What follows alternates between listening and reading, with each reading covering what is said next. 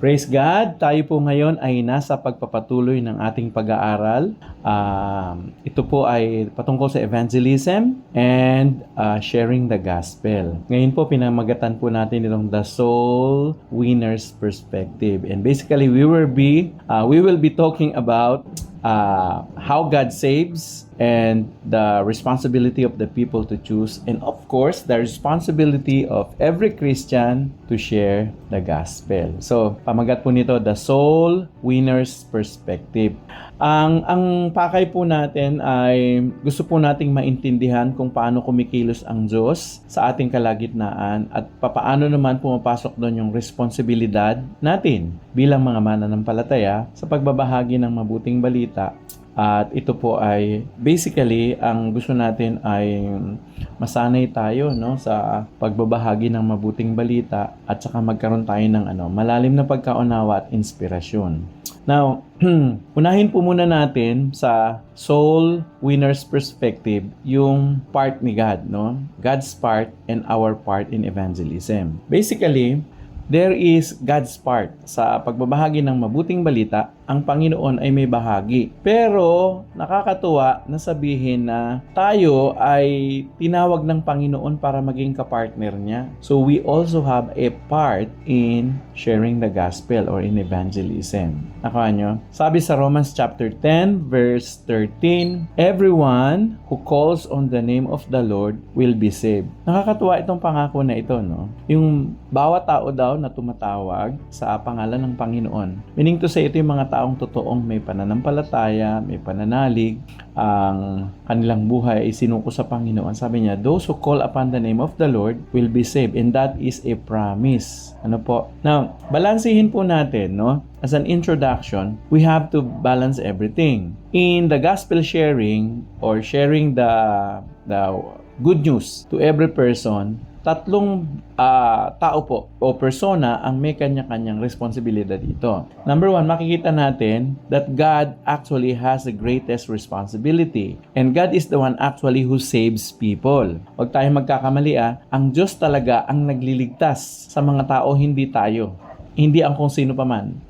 Lalong hindi yung taong may kagagawa, Hindi pwedeng sabihin ng isang tao, sa sarili ko, niligtas kong sarili ko, hindi ganun, At hindi ko rin pwedeng sabihin na yan dahil sa akin kaya naligtas yung taong yan, no. It is actually God who is responsible to saving every person.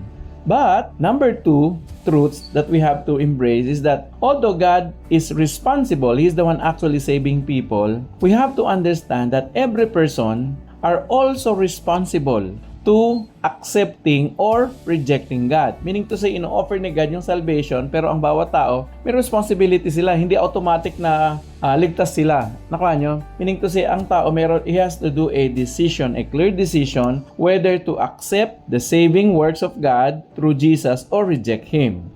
Okay? So, una, responsibility ni God. Pangalawa, may responsibility yung tao. Pero pangatlo, may responsibility din yung mga mananampalataya. Tayo mga mananampalataya. Why? Because we were given actually the Great Commission. And what is our responsibility? Our responsibility is to share the good news. Kasi walang maliligtas kapag hindi binahagi ang mabuting balita. Naaalala nyo yung si Peter one time, pinadala siya sa isang bahay ni Cornelius. Although si Cornelius, he was a God-fearing person, pero kailangan pang ipadala si Peter doon para marinig nila yung mabuting balita para magkaroon sila ng kaligtasan. Nakuha nyo? So tatlong bagay, ang Diyos talagang nagliligtas, pero ang tao may responsibilidad siya na gumawa ng desisyon whether to accept or reject God. Pero sa gitna nun, ang mga mananampalataya ay may responsibilidad, ikaw at ako, we have a responsibility to what? To share the gospel. So yun, unahin muna natin yung truth number one. What is truth number one? God is the one who saves. Ang Diyos ang nagliligtas. Nakuha nyo? Alam nyo, ang Diyos natin, He is a all-powerful God. Napaka-makapangyarihan niya. And from His power, He has a perfect plan on how to save the sinful people. Okay? Now, we also need to understand that salvation begins with God's love and grace. Kung hindi dahil sa pag-ibig ng Diyos at sa biyaya niya, wala tayong magagawa, wala talagang kaligtasan. Dahil mabuti lang talaga ang Diyos at mahal niya tayo at dahil doon yung biyaya niya, yung unmerited favor, ibinigay niya sa atin, no? And so therefore, kahit sino sa atin, ano man ang gender niya, ano man ang kalagayan niya, pinag-aralan niya, saan man siyang dako nakatira, kahit sino sa atin, hindi talaga natin kayang iligtas ang ating sarili. And nobody actually can earn salvation by being good.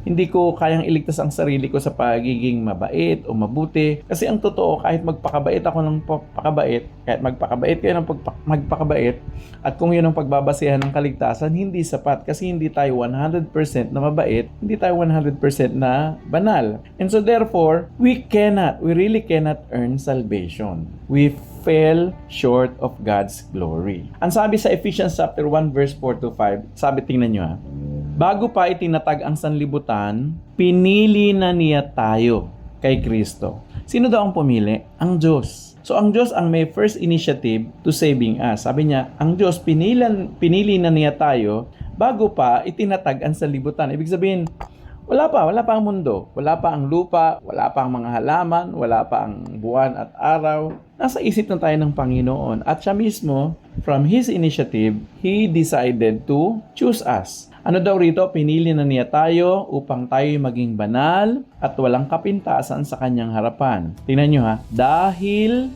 sa pag-ibig. Yan. Itinakda niya nung una pa man ang pagkupkop sa atin bilang kanyang mga anak sa pamamagitan ni Kristo Jesus. So meaning to say, ang pinaka dahilan bakit tayo nililigtas ng Panginoon kasi yung nature niya. He is a loving God. He is love. He is a loving God. And so therefore, from His love, He decided to choose us. He decided to save us. Through what? Through Jesus Christ. Sabi rito, ayon sa kanyang mabuting hangarin at kalooban. Meaning to say, ang kaligtasan, nagsisimula talaga yan. Ang Panginoong Diyos, nais niya tayong maligtas at yung pagnanais na yun ay nagmumula doon sa hangarin at mabuting kalooban. 2 Timothy chapter 1 verse 9, siya ang nagligtas. Sino daw? Siya. At sino yung siya? Nakatukoy yon sa Diyos. Siya ang nagligtas at tumawag sa atin tungo sa banal na pamumuhay. So, sinasabi diyan na ang Diyos ang may initiative, hindi tayo. Hindi ako ang nagligtas sa sarili ko, hindi rin ikaw ang nagligtas sa iba, kundi sabi diyan, ang Diyos ang nagligtas at tumawag sa atin. Ginawa niya ito hindi dahil sa anumang nagawa natin, kundi ayon sa kanyang layunin. Meaning to say, yung kaligtasan ay binibigyan niya sa tao hindi dahil meron silang nagawang anumang pabor o anumang mabubuting gawa. Dahil lang talaga sa mabuti ang Diyos, yung kagandahang loob niya. At sabi rito, itong kagandahang loob na ibinigay niya sa atin, kanino daw? Kay Kristo Jesus. Meaning to say, yung kagandahang loob ipinakita ng Diyos nung ipinadala niya ang kanyang anak na si Kristo Jesus sa ating buhay. Tingnan nyo, ano ang simpleng katotohanan na pwedeng mayakapin natin mula sa mga talatang ito? Ang simpleng katotohanan nito, salvation is a gift from God, not a reward for good works. Anong ibig sabihin yan? No amount of anything, money, good works, whatever, that you will be able to use as a payment for your salvation or for my salvation. Hindi ko pwedeng sabihin o hindi ko masasabi na, Lord, kaya mo ko ililigtas kasi nagpastor ako. Lord, kaya mo ko ililigtas kasi gantong ginawa ko ganyan. No. Ang kaligtasan ay Ito ay regalo. Dahil mabait lang talaga, mabuti ang Diyos. Ephesians chapter 2 verse 8 and 9, dahil sa biyaya kayo ay naligtas sa pamamagitan ng pananampalataya. At tingnan nyo ito, at ito ay hindi sa pamamagitan ng inyong sarili. Meaning to say, wala tayong ginawa. Ito'y kaloob ng Diyos. Anong kaloob? Regalo. Hindi sa pamamagitan ng gawa upang walang sino mang ipagmalaki. So, ang kaligtasan, nagmumula sa Diyos at ito ay regalo niya. Now, God chooses every person by His grace. Every person that He saves by grace. Halimbawa, si Abraham. He was chosen, personally chosen and picked by God so that he is going to start the nation of Israel. Si Isaac, he was chosen instead of Ishmael. Jacob was chosen instead of Esau. Ano ibig sabihin nito? Si God ang pumipili. And you know what? When God chooses a person, when God chooses us, these are based from His wisdom and even purpose, not because we deserve it. Ang totoo, wala naman sino man sa ating deserving sa biyaya ng Diyos. Dahil lang talaga mabuti siya. So, it is coming from His character, His wisdom, and purpose. Truth number 2 that you and I need to understand with regards to sharing the gospel. People must choose their response. Yes, God is the one who saves, but every person is responsible to make a decision whether to choose or not to choose the offer of God's salvation. Meaning to say, depende yan. Yung tao ang magre-responde o tutugon. Nakuha nyo? Meaning to say, every one of us are actually given an opportunity to turn to Him and have relationships. Ang example niyan actually na makikita natin even from the Old Testament, si Pharaoh. Nung si Moses ay pumunta kay Pharaoh, binigyan actually ni God si Pharaoh through the message of Moses na maniwala, talikdan at sumunod kay Yahweh. Nakuha nyo? Actually, God gave Pharaoh many chances to obey, but repeatedly in the Bible, you will read that over and over, you will see that Pharaoh hardened his own heart. So eventually, God allowed what Pharaoh chose to become. Pinayaan na lang siya ni God. Exodus chapter 7 verse 13, mababasa nyo, ang puso ni Paraon ay nagmatigas pa rin. Ayan, yung salitang pa rin, ibig sabihin, nagmatigas ng una at nagmamatigas pa rin at hindi niya pinakinggan siya gaya ng sinabi ng Panginoon. Verse 22b, ang puso ni Paraon ay nagmatigas at ayaw niyang pakinggan sila gaya ng sinabi ng Panginoon. Si Paraon ay tumalikod at umuwi sa kanyang bahay na hindi man lang niya inilagay ito sa kanyang puso. Although ang Diyos ay nagbibigay ng pagkakataon na tayo ay tumugon sa Kanya, pero hindi niya pinipilipit ang ating mga kamay kung anong desisyon na gagawin natin. Nakuha niyo? Meaning to say, tayo ang merong responsibility to make a decision whether to choose God or not. Now, listen to this. God invites everyone actually to believe. Ang Panginoon hindi niya pinipili lang ito lang yung ini-invite ko. No, actually He is opening His arms to everyone so that they may believe. Nakuha niyo? Meaning, inoffer niya sa lahat. Yun nga lang, hindi lahat ng tao tutugon. Okay? Ang tinuturo ng Biblia na malinaw ay ito. He desires actually every person to come to Him. And those who will believe in Jesus, they will have eternal life. But those who reject Jesus Christ, the Bible says they will remain separated from God. So, every person has the ability to make a decision. Tingnan nyo John chapter 3 verse 36. Ang sumampalataya sa anak ay may buhay na walang hanggan. Ngunit, ang hindi sumusunod sa anak ay hindi makakakita ng buhay. Kundi ang puot ng Diyos ay nananatili sa kanya. Romans 2:5, ngunit ayon sa iyong kaligtasan at pusong hindi nagsisisi, ay nagtipon ka para sa iyong sarili ng puot sa araw ng kapuotan at pagpapahayag ng matuwid na paghuhukom. Ano ibig sabihin nito? Sinasabi dito ni Paul na ang tao mismo ang nagdesisyon whether yung biyaya ng Diyos ay mapasa kanya o yung puot. Yung pagpapasakop, yung pagtanggap, pananampalataya sa Kanya, sa pamamagitan ni Kristo Jesus, nangangahulugan na biyaya at kaligtasan. Pero yung pag-ayaw, nangangahulugan na ang puot ng Diyos ang pinipili ng taong yun. May simpleng katotohanan dito na gusto kong ibahagi sa inyo. Ito yon. God offers salvation to each and every one of us, to all person. Lahat ng tao ay binigyan ng Panginoon ng offer to be saved. Pero, yun nga lang, ang tao ang pipili kung paano siya tutugon doon sa panawagan ng Panginoon. Nakuha niyo po? Now, truth number 3.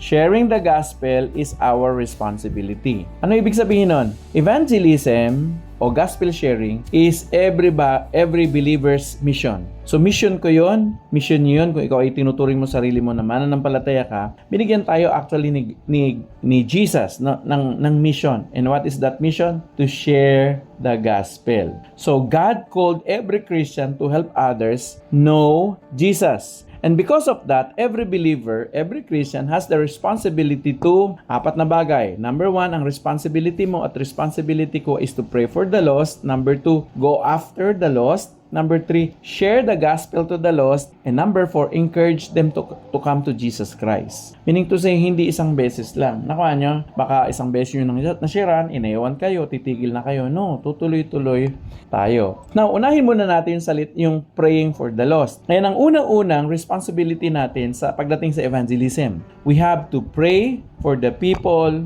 who will come to Jesus. Alam nyo, si Pablo, yan ang unang ginawa niya. Paul prayed for people who did not yet know Jesus Christ. So, because of that, we have to follow, no? We're actually emulating Paul as an example.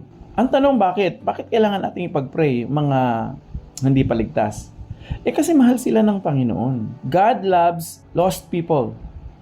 And you see, number 2, prayer, when we pray, it actually prepares the heart of the person to receive the gospel. So we ask the Holy Spirit to prepare the heart of the person. So ang unang-unang kailangan natin gawin sa pag-share ng gospel, bago pa man tayo mag-share ng gospel, ay manalangin. Ipag-pray muna natin. Pag-pray natin na ihanda ni God yung puso ng taong yun. Romans chapter 10 verse 1, mga kapatid, sabi ni Pablo, hangarin ang aking puso at dalangin sa Diyos na na maligtas ang sambayan ng Israel. So si Pablo, nabubuhay pa siya, hindi siya tumitigil.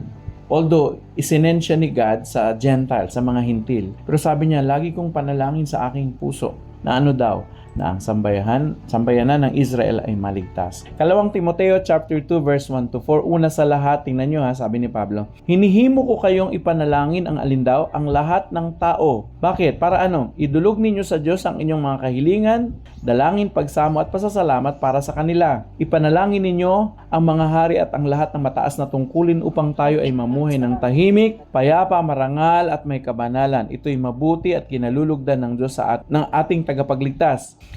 Tapos verse 4, itong sabi, ibig niyang ang lahat ay maligtas at makaalam ng katotohanan. Bakit kailangan nating ipag-pray yung mga hindi pa mananampalataya? Kasi it is God's desire. It is God's desire that all may be saved. Nakuha nyo? And by praying, we're actually preparing the hearts of the person by how the Holy Spirit is going to work in their lives.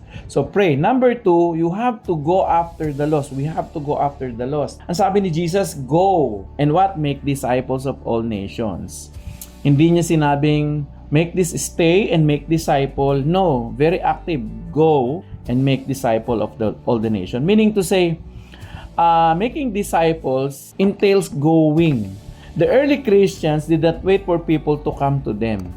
Hindi silang nag-intay. Hayaan mo sila na pumunta dito sa church. Hayaan mo sila kung dalaw sila sa atin sa small group. Hindi. Sila ang pumunta sa mga tao, sa bahay-bahay, sa bayan-bayan at bawat bansa.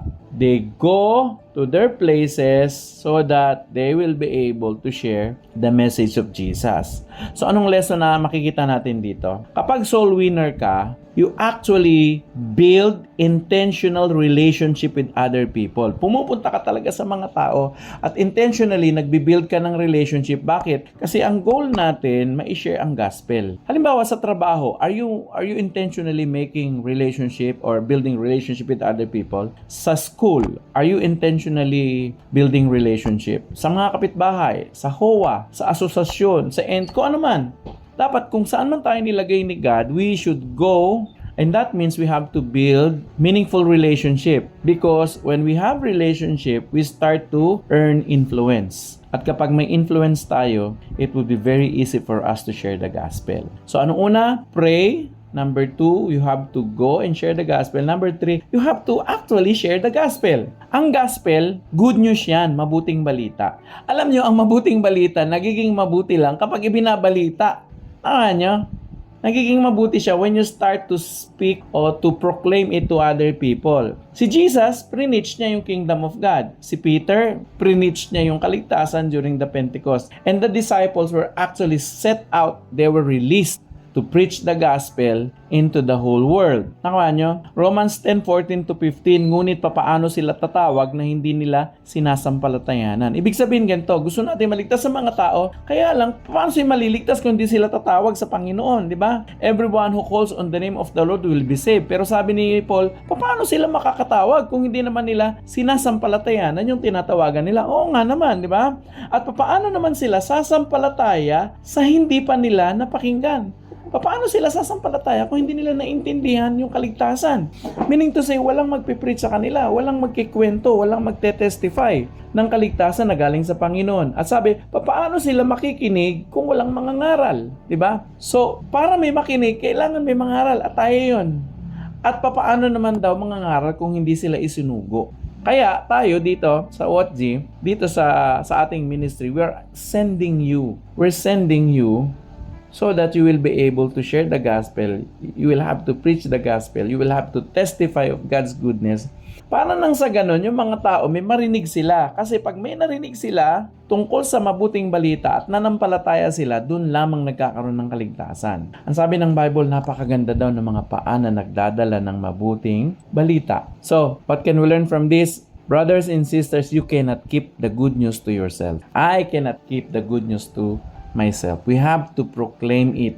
So proclaim the good news. Number 4, we have to invite people to come to Christ. Meaning to say, hindi mo lang dapat i-share yung gospel. Pwede kasing share mo lang, okay. Ang tanong doon, after sharing the gospel, share mo na si Jesus ay namatay para sa atin, tinubos niya ang lahat ng ating kasalanan, tapos tumigil ka lang doon. Ang tanong, so what? Ano ngayon? Dapat merong invitation. Meaning to say, you will give the people a chance to respond. And how do you do that? You invite them. You invite them. Sa huli, sa pag-share ng gospel, laging, gusto mo ba natanggapin ang kaligtasan ng Panginoon? Gusto mo bang patawarin ka sa iyong kasalanan ng Panginoon? Gusto mo ba magkaroon ng buhay na walang hanggan? Laging positibo, no? Gusto mo ba na si Jesus ang iyong maging tagapagligtas? Kailangan may ganong action, may ganong invitation so that the person will respond. Ngayon, bakit mahalagang mag-respond yung tao?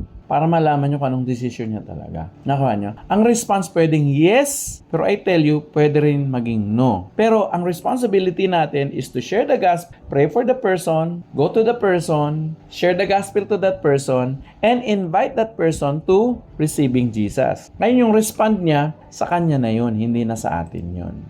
2 Korinto 5:18-20, lahat ng mga ito ay mula sa Diyos at sa pamamagitan ni Kristo ay pinagkasundo tayo ng Diyos sa kanyang sarili. Si Jesus Christ ang dahilan kung bakit tayo meron ng peace with God. Dati kaaway tayo ng Diyos dahil sa ating mga kasalanan. At siyang nagbigay sa amin ng paglilingkod tungo sa pakikipagkasundo. Sa makatuwid, ang Diyos ay na kay Kristo na ipinagkakasundo ang sanlibutan sa kanyang sarili at hindi ibinibilang sa mga tao ang kanilang mga pagkakasala. So, ang mga tao, nagkakaroon lang ng opportunity na magkaroon ng pakikipagkasundo kay God, sa Diyos, sa pamamagitan lang ni Jesus. Kaya kapag hindi natin preach si Jesus sa mga tao, wala silang peace with God. Kaya nga, kami ay mga sugo para kay Kristo na parang ang Diyos mismo ang nakikiusap sa pamamagitan namin. Nakikiusap kami sa inyo, alang-alang kay Kristo, makipagkasundo kayo sa Diyos. Ayan ang sabi ni Pablo. So, our message is simple. Anong mensahe natin sa mga tao? Be reconciled with God through Jesus. So, we lovingly encourage people to receive the forgiveness that only be found in Jesus. So, in simple summary, ganito. Sa gospel, sa pagpapahayag ng mabuting balita, we have to recognize that it is God's work. Meaning to say, God is the one who provides salvation by grace. Ang Diyos ang nagliligtas, hindi tayo Hindi rin yung ibang tao. Ang Diyos lang. Pero, ang tao ay meron siyang desisyon na gagawin. He has actually a choice. People will decide whether they will receive or reject Jesus. So God's work, saving people. Man's choice is to receive or reject Jesus. In the middle of that, Christians, you and me, has a mission, and that is our mission. What is our mission? We have to go, we have to pray, we have to go, we have to share and invite people to receive Jesus. So ayan po yung yung perspective dapat natin bilang mga mananampalataya pag nagbabahagi tayo ng mabuting balita. So ito ang personal challenge ko sa bawat isa sa inyo. Ang tanong ko ito, mga kapatid, are you a faithful soul winner? Ikaw ba? Are you winning people for Jesus? Are you winning souls for God? Ito yung mga gusto ko itanong sa inyo. Sino-sino yung mga pinagpipray mo ngayon? Intentionally, pinagpipray mo araw-araw, o intentionally, pinagpipray mo nasa heart mo na, Panginoon, gusto ko ang taong ito ay makakilala sa iyo. Meron ba? Pangalawa, sino yung intentionally nagbi-build ka ng relationship? You intentionally reach that person out. How do you reach that person? By caring. No, kaya nga sinasabi natin prayer, care, share. So, by caring. So, you intentionally reach to that person by caring. Ang tanong ko, meron ba? O wala kang plano? Dapat may intentionality. Number 3, ang tanong ko ito, when was the last time you shared your testimony or the gospel, no? When I say testimony, your testimony of your salvation, how you became Christian. Kailan? O kaya, kailan yung huling panahon na nagbahagi ka ng mabuting balita? Okay? And number 4, itong gusto ko itanong sa inyo. Sino yung mga tao na pwede mong i-invite para lumapit kay Jesus? Okay? I want you to think of these 4 questions kasi you and I are gonna be prepared by God to reach out and share the gospel to many person. Siguro yun ang sasagutin natin mamaya itong tanong na to sa small group discussions natin. So, the soul's winner's heart, God saves, people choose, but we share. Alam nyo, eto, napansin ko, season kasi ngayon ng dito sa Antipolo, ewan ko dyan sa inyo. Pero siguro kahit saan ngayon, season ng mga, tawag yan, summer fruits. Sa amin, sa office, season ng mangga. Tapos ngayon, duhat. Tapos santol, kasi yun ang mga nakatanim doon. Siguro sa ibang mga lugar, may iba pang mga prutas, no? Alam nyo, itong napansin ko, yung mga prutas na hindi na ani, alam nyo kung anong nangyayari sa kanila? Nalalaglag sa puno tapos nabubulok. Sayang. Sayang yung mga bungang kahoy na hindi na ani, nalaglag sa puno tapos nabulok lang, hindi na pakinabangan. Alam nyo, that is the picture when Jesus Christ said, the harvest is plentiful, but the workers are few. Alam nyo, maraming mga kapitbahay natin, kamag-anak, kakilala, ang nandyan naghihintay para mabahagi na ng mabuting balita. I-harvest na lang natin. At alam nyo, itong nakakatakot, kasi pag hindi natin sila na-harvest, baka masasayang lang sila. Baka kulto pa ang naka-harvest sa kanila. Baka mga tiwaling pananampalataya. O kaya, eventually, nabulok. Nung sa panahon na naghahanap sila ng Diyos, walang nagbahagi sa kanila, baka it turned out, they became an atheist. Mga kapatid, the harvest is plentiful, but the workers are few. You and I are called to share the gospel. Amen? Magandang gabi po sa inyo. Diyan po natatapos po ang ating discussion. God bless you po. See you uli next week.